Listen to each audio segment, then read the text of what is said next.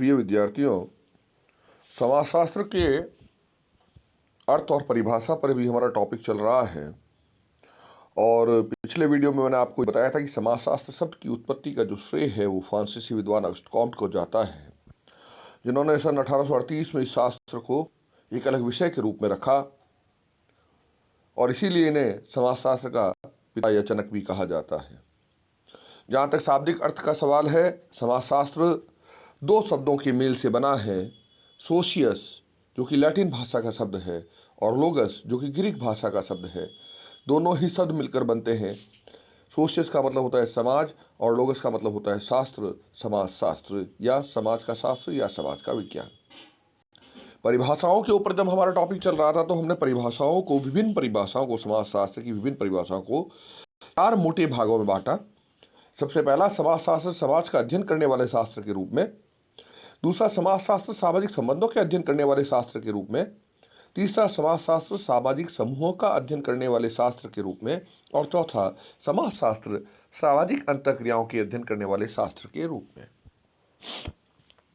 एक बार फिर से मैं आपको याद दिला दूं, यहां पर परिभाषाओं को हमने 4 अलग अलग मोटे भागों में इसलिए बांटा है क्योंकि 1838 में जब समाजशास्त्र एक नए विषय के रूप में उसका उद्भव जब हुआ तो विभिन्न विद्वानों में ये पर्याप्त मतभेद था या उनमें बहुत मतभेद था कि समाजशास्त्र किस विज्ञान को कहा जाए या समाजशास्त्र के अंतर्गत अध्ययन की वस्तु क्या रखी जाए, किस चीज़ों को समाजशास्त्र में अध्ययन के लिए रखा जाए, कि किसको हम समाजशास्त्र कहेंगे, उसकी अध्ययन वस्तु क्या होगी, उसका जो विषय क्षेत्र होगा वो क्या होगा। तो इसमें इन बातों पर बहुत से कन्फ्यूजन था, बहुत सा इसमें लोगों में, विद्वानों में मतभेद था।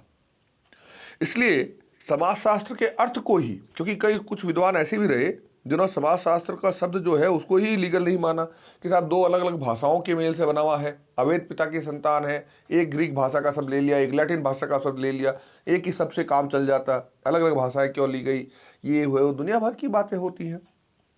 तो किसी भी चीज़ को अगर कोई, और विशेषकर विद्वानों में आपस में बड़ी खींचतान होती है, वो कभी भी एक बात पर सहमत हो ये बड़ा मुश्किल काम होता है।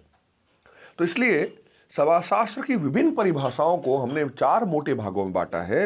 उसमें पहला भाग जिस पर हम बात कर रहे हैं वह है समाजशास्त्र समाज के अध्ययन के रूप में, जिसमें गिडिंग्स, समनर, वार्ड आदि समाजशास्त्री आते हैं, जिन्होंने समाजशास्त्र को एक ऐसे विषय के रूप में, विज्ञान के रूप में परिभाषित करने का प्रयत्न किया जो संपूर्ण समाज का एक समग्र इकाई के रूप में, यानी कि समाज में बहुत से खंड होते हैं, समाज की बहुत सी निर्वाही इकाइयाँ होती है, समाज में परिवार भी रहते हैं, संस्थाएं हैं, समितियां हैं और भी बहुत सी चीज़ें हैं। तो इन सब चीज़ों से मिलकर जब समाज का निर्माण होता है तो एक समग्र इकाई के रूप में समाज का अध्ययन करने वाला जो विज्ञान है उसे समाजशास्त्र का कहते हैं। वार्ड की परिभाषा को अगर आप देखें, समाजशास्त्र समाज का विज्ञान है। बहुत ही सामान्य छोटी सी परिभाषा। समाजशास्त्र क्या है? समाज का विज्ञान। अब ये विज्ञान क्या है? ज्ञान भी कहा जा सकता था, फिर विज्ञान क्यों कहा जा रहा है? तो ज्ञान और विज्ञान में यहां पर बहुत बड़ा फर्क है। ज्ञान का मतलब तो हो गया जानकारी या नॉलेज। अब ये नॉलेज किसी भी प्रकार की हो सकती है, सही भी हो सकती है, गलत भी हो सकती है। किसी भी प्रकार से प्राप्त किया जाने वाला ज्ञान, नॉलेज जो है, जानकारी जो है, वो ज्ञान के अंतर्गत हम उसको ले सकते हैं। लेकिन विज्ञान का मतलब ये होता है जो एक क्रमबद्ध पद्धति के माध्यम से अर्जित किया गया ज्ञान हो। ऐसा ज्ञान, ऐसी जानकारी, ऐसी नॉलेज जो एक निश्चित पद्धति के माध्यम से प्राप्त किया गया हो। निश्चित पद्धति का मतलब ये है कि जिस पद्धति से उस ज्ञान की प्राप्ति हुई है, उस सत्य की खोज हुई है, वो जानकारी हमें मिली है, यदि कोई अन्य व्यक्ति भी उसी पद्धति को काम में लेते हुए उसके ऊपर अध्ययन करेगा तो उसे भी लगभग वैसा ही रिजल्ट मिलेगा। उसका रिजल्ट अलग नहीं आ सकता, क्योंकि अगर उसने उसी पद्धति पर काम किया है, उसी अध्ययन के तरीके को काम में लिया है, वही सारे तत्व काम में लिए हैं, वही सारी चीज़ें ली है, तो रिजल्ट अलग अलग नहीं आ सकते। जैसे 2 और 2 4 होते तो 4 ही रहेंगे, वो बदल नहीं सकते समय के साथ में, परिस्थितियों के साथ में। इसी प्रकार से वैज्ञानिक जो अन्वेषण करते हैं, अनुसंधान करते हैं, लैब में जो प्रैक्टिकल या प्रैक्टिस की जाती है, उसमें कुछ गैसों के सम्मिश्रण से जो क्रिया करवाई जाती है और उससे जो निर्माण होता है, तत्व का निर्माण होता है, जो भी एक नया निर्माण होता है वह निश्चित है। जब भी कोई व्यक्ति उसको उस रूप में करेगा उसको वही परिणाम मिलेंगे। तो विज्ञान का मतलब एक प्रकार से क्रमबद्ध पद्धति के माध्यम से या एक निश्चित पद्धति के माध्यम से, जिसमें हमारी खुद की इच्छा या खुद के मनोभाव इकट्ठा नहीं हो, ऐसा अगर हम ज्ञान प्राप्त करते हैं तो वह विज्ञान के अंतर्गत आता है। तो समाजशास्त्र समाज का विज्ञान है, ऐसा वार्ड ने परिभाषा दी। दूसरे गिडिंग्स जो समाजशास्त्र को समाज का वैज्ञानिक अध्ययन मानते हैं, बात वही आ रही है फिर से, समाजशास्त्र समाज का वैज्ञानिक अध्ययन है, वही बात वो गिडिंग्स भी कह रहे हैं। इसी प्रकार से ऑडम की परिभाषा, समाजशास्त्र वह विज्ञान है जो समाज का अध्ययन है, यानी कि फिर बात वही आ रही है कि जो समाज का अध्ययन करने वाला विज्ञान है वही समाजशास्त्र है। समाजशास्त्र क्या है? समाज का अध्ययन करने वाला विज्ञान है। तो ऑडम हो, चाहे गिडिंग्स हो, चाहे वार्ड हो, सभी ने एक ही प्रकार की परिभाषा जो है यहां पर दी है, यानी कि ऐसा विज्ञान, ऐसा ज्ञान जो कि समाज का अध्ययन करते हो, समाजशास्त्र कहलाता है। दूसरी जो परिभाषा ली गई है वो विद्वान है जो समाजशास्त्र को सामाजिक संबंधों के अध्ययन के रूप में परिभाषित करते हैं, और उसमें सबसे ऊपर नाम आता है मैकाइवर और पेज का। मैकाइवर और पेज कहते हैं कि समाजशास्त्र सामाजिक संबंधों के विषय में है, संबंधों के इसी जाल को हम समाज कहते हैं। पहले हम केवल मैकाइवर और पेज की परिभाषा की बात करें, हालांकि बहुत लंबी चौड़ी परिभाषा है ये मूल रूप से, लेकिन यहां पर इसको शॉर्ट में इन्वर्टेड कॉमा में लिखी गई है। इन्वर्टेड कॉमा का मतलब यह है कि ये शब्द जो है वो उसी विद्वान के कहे हैं जिस विद्वान की हम यहाँ पर जिक्र कर रहे हैं। हमने अपने शब्दों को इसमें नहीं डाला है या दूसरे शब्दों को हमने काम में नहीं लिया है। वो जो मैकाइवर और पेज ने कहा है कि समाजशास्त्र किसके संबंध में है? सामाजिक संबंधों के विषय में है, और संबंधों के इसी जाल को हम समाज कहते हैं। समाज क्या है? सामाजिक संबंधों का जाल है। ये मैकाइवर और पेज ऐसा मानते हैं। तो इस रूप में अगर हम देखें तो समाजशास्त्र और कुछ भी नहीं है, सामाजिक संबंधों के विषय में है, जो कि सामाजिक संबंधों के अध्ययन के रूप में हम, या सामाजिक संबंधों के जाल के अध्ययन के रूप में हम इसको परिभाषित जो है कर सकते हैं। तो मोटा मोटी तौर पर अगर हम कहें तो सीधी सी बात है, सामाजिक संबंधों का अध्ययन करने वाला शास्त्र। अब ये सामाजिक संबंध क्या है, किसको हम सोशल रिलेशनशिप कहते हैं, या रिलेशनशिप अपने आप में क्या है, संबंध क्या है? संबंध या सामाजिक संबंध मुख्य तौर पर अगर हम केवल संबंधों की बात करें तो जब एक व्यक्ति दूसरे व्यक्ति से क्रिया प्रतिक्रिया करता है, जिसको कि हम समाजशास्त्र में अंतरक्रिया कहते हैं। अंतरक्रिया का मतलब है कि सामने वाले पहले व्यक्ति ने कोई क्रिया की, कोई गतिविधि की, दूसरे व्यक्ति ने उसके उस भाव को समझते हुए वापस पुनर्क्रिया की। ये जो क्रिया प्रतिक्रिया जब निरंतर होगी तो उसको हम अंतरक्रिया कहते हैं। मान लीजिए दो अजनबी लोग मिले आपस में, मिलने के बाद में भले ही हाव भाव से ही उन्होंने बात की होगी, या इशारों से बात की होगी, या शब्दों को काम में लेते हुए बात की होगी। पहला व्यक्ति कुछ पूछता है, सामने वाला कुछ जवाब देता है, या पहले वाला व्यक्ति केवल सर झुकाकर ऐसे ही अभिवादन करता है, दूसरा वाला भी सर झुकाकर अभिवादन करता है, एक मौन अभिवादन होता है, या इस प्रकार से एक संबंधों का एक क्रिया प्रतिक्रिया का प्रादुर्भाव होता है, शुरुआत होती है, और धीरे धीरे उनमें आपस में संबंध बनने लगते हैं। वो निरंतर अंतरक्रियाएं करते हैं तो उससे एक संबंध बनते हैं, और वही संबंध सामाजिक संबंध कहलाते हैं। जैसे मान लीजिए आप जैसे कॉलेज में आते हैं, क्लास में जैसे ही आप घुसेंगे आपको कई अनजाने चेहरे मेरे सहित मिलेंगे, आपको मुझे भी कई सारे अनजाने चेहरे मिलेंगे। अब जब आप फर्स्ट ईयर में क्लास में जब कभी भी आएंगे तो पहले जब हम अजनबी लोगों से मिलते हैं तो एकदम से खुलते नहीं हैं। हो सकता है हम एक दूसरे के प्रति कोई भाव रखें या नहीं रखें, क्रिया करें, अभिवादन करें, एक दूसरे ऐसी कोई बात शुरू, कहाँ से हैं साहब, कौन सा गांव है, ये है वो है। धीरे धीरे विभिन्न वजहों से फिर वो क्रिया प्रतिक्रिया जो है वो निरंतर होती जाती है, जिसको हम अंतरक्रिया कहते हैं, और यहीं से एक संबंधों की शुरुआत होती है। तो ये एक सामाजिक संबंध है, और सामाजिक संबंध विभिन्न रूपों में हो सकते हैं। परिवार के रूप में हो सकते हैं, मित्रों के रूप में हो सकते हैं, संस्था जहाँ पर हम पढ़ रहे हैं उसके हिसाब से हो सकते हैं, काम जहाँ कर रहे हैं उसके हिसाब से हो सकते हैं।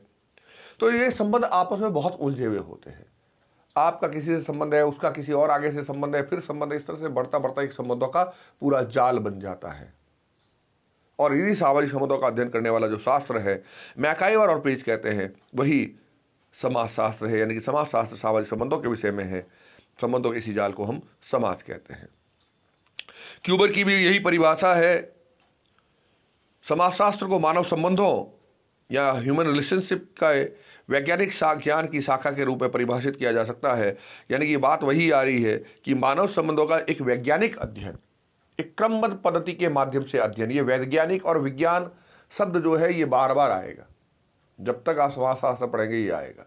कारण क्या है, कुछ लोगों ने विज्ञान केवल कुछ विषय विशेष को मान लिया। कई विद्वान, और हम भी ये मानते हैं कि साहब क्या है कि मैं तो साहब आर्ट्स का हूं, मेरे कॉमर्स ली हुई है, मैं सर साइंस से हूं। ठीक है, हम बोलचाल की सुविधा के हिसाब से हम इन भाषाओं में हम ये शब्द बोलते हैं, पर विज्ञान का मतलब केवल कुछ विषय नहीं है कि केमिस्ट्री, फिजिक्स, मैथमेटिक्स और ये बायोलॉजी और यही पढ़ा तो यही विज्ञान है। विज्ञान का मतलब होता है ज्ञान की शाखा का, जो मतलब विज्ञान का है वह है अध्ययन की पद्धति का। विज्ञान कोई विषय नहीं है, कोई विषय की विषय वस्तु नहीं है, बल्कि विज्ञान या वैज्ञानिकता एक अध्ययन पद्धति है, एक खोज करने का तरीका है। जो कुछ भी खोज करने का तरीका है वो वैज्ञानिक है। अगर वो एक निश्चित पद्धति के माध्यम से और अपने खुद के भाव उसमें नहीं सम्मिलित है तो वह विज्ञान है। हालांकि ये टॉपिक हमारे आगे आएगा, उस पर हम बहुत विस्तार में इस पर बात करेंगे, अभी हम इस पर बात नहीं करेंगे। कुल मिलाकर क्यूबर कहते हैं कि समाजशास्त्र को मानव संबंधों के वैज्ञानिक ज्ञान की शाखा के रूप में परिभाषित किया जा सकता है। इसी प्रकार से मैक्स वेबर की परिभाषा है, समाजशास्त्र प्रधानतः सामाजिक संबंधों तक कृतियों का अध्ययन है। वॉनविच के अनुसार सामाजिक संबंध ही समाजशास्त्र की विषय वस्तु का एकमात्र वास्तविक आधार है। ये चारों ही परिभाषाएं, चाहे मैक्स वेबर की हो, वॉनविच की हो, क्यूबर की हो या मैकाइवर और पेज की हो, ये सभी की सभी एक ही बात कहती है कि समाजशास्त्र और कुछ भी नहीं है बल्कि सामाजिक संबंधों का अध्ययन करने वाले शास्त्र के रूप में हम इसको परिभाषित कर सकते हैं। इसको समझने का हमारे यहाँ पर ये एक बहुत बड़ा इसका मतलब आधार हो सकता है। अब जो तीसरी जो परिभाषा है वो परिभाषा वह है जो समाजशास्त्र को, वैसे विद्वान है जो समाजशास्त्र को समूहों के अध्ययन के रूप में परिभाषित करने का प्रयास करते हैं। समूह का मतलब केवल भीड़ नहीं होती है, केवल लोगों का एक हुजूम नहीं होता है, लोगों का एक केवल इकट्ठा हो जाना ही अपने आप में समूह नहीं होता है। जब तक कि उनमें आपस में सामाजिक अंतरक्रिया के फलस्वरूप सामाजिक संबंधों का निर्माण नहीं हो जाता है, तब तक वह समूह के रूप में विकसित नहीं हो पाता है। तो तीसरे जो है वो समाजशास्त्र को समूहों के अध्ययन के रूप में मानने वाले विद्वानों में आते हैं। इस परिभाषा को आप, जो दो परिभाषाएं हैं, नॉब्स और हाइन जो विद्वान है, फिल्मिंग है, इन्होंने इस तरह से बात की है इन लोगों पर, या समाजशास्त्र समूह के अध्ययन के रूप में इन्होंने बताने का प्रयास किया है। इसमें जॉनसन की परिभाषा जो है कि समाजशास्त्र सामाजिक समूहों का विज्ञान है, सामाजिक समूह सामाजिक अंतःक्रियाओं की ही एक व्यवस्था है। अब देखिए बात वही जो अभी मैं कह रहा था कि समूह का मतलब केवल लोगों की भीड़ नहीं हो सकती है, लोगों को इकट्ठा न होना, लोगों का हुजूम होना ही केवल समूह नहीं है, बल्कि समूह का मतलब है ऐसे लोग, बहुत सारे लोग, दो या दो से अधिक लोग जो आपस में सामाजिक अंतःक्रियाएं करते हो निरंतर, उसकी जो एक निश्चित व्यवस्था जो होती है वह सामाजिक समूह के अंतर्गत आता है। और उन सामाजिक समूहों का अध्ययन करने वाला जो शास्त्र है वह समाजशास्त्र है। प्रिय मित्रों, हम इस पर आगे और चर्चा अपनी जारी रखेंगे। आज के लिए इतना ही काफ़ी है। मैंने पहले वाला जो वीडियो डाला था उस पर किसी का कोई रेस्पॉन्स या किसी का कोई मैसेज अभी तक मुझे नहीं प्राप्त हुआ है, क्योंकि जब तक आप इसको दो तरफा कार्रवाई नहीं करेंगे, इस पर क्रिया नहीं, प्रतिक्रिया नहीं देंगे, तब तक मुझे ये समझ में नहीं आएगा कि आप लोग इसको पढ़ रहे हैं या नहीं पढ़ रहे हैं। तो आज मैं इस टॉपिक के साथ साथ एक प्रश्न भी डाल रहा हूँ। उस प्रश्न को भी आप हल करके मेरे व्हाट्सएप पर, चाहे तो वॉइस के माध्यम से, वॉइस रिकॉर्डेड वॉइस के माध्यम से, या पेपर पे लिख के उसका जवाब, छोटा सा प्रश्न डालूंगा, वो आप मुझे वापस मेरे व्हाट्सएप पर भेजें। आज के लिए इतना काफ़ी है। धन्यवाद।